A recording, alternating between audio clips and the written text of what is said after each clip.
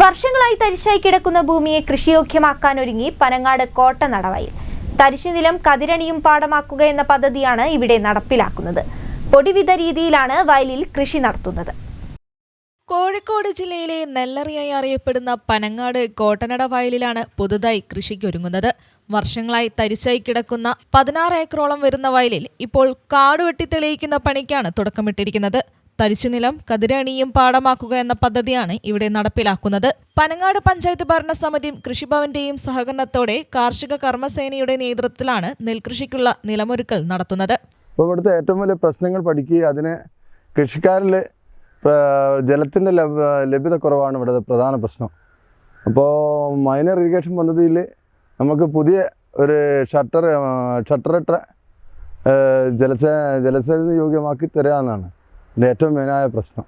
അപ്പോൾ അതിനു വേണ്ട എല്ലാ നടപടികളും പഞ്ചായത്തിൻ്റെ എല്ലാ ഡിപ്പാർട്ട്മെൻറ്റിൻ്റെ ഭാഗത്തും ഉണ്ടാകുമെന്നാണ് പ്രതീക്ഷിക്കുന്നത്.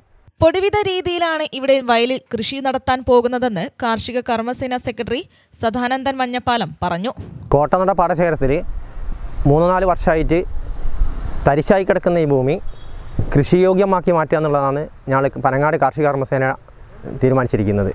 അപ്പോൾ അതിൻ്റെ ഒരു 5 ഏക്കർ സ്ഥലം പെട്ടെന്ന് ഇപ്പോൾ കാട് വെട്ടിക്കൊണ്ട് പൊടിവതിട്ടുകൊണ്ട് അത് കതിരണിയും പാടമാക്കി മാറ്റാനുള്ള എല്ലാ ശ്രമങ്ങളും നടത്താനുള്ള സ്ഥിതിയാണ് ചെയ്യുന്നത്. ഇവിടെ വെള്ളം എത്തിക്കാനുള്ള സംവിധാനം സർക്കാർ തലത്തിൽ നടപ്പിലാക്കുകയാണെങ്കിൽ കൂടുതൽ മെച്ചപ്പെട്ട രീതിയിൽ കൃഷി ചെയ്യാനാകുമെന്നും കർഷകർ പറയുന്നു. News bureau, Balussery.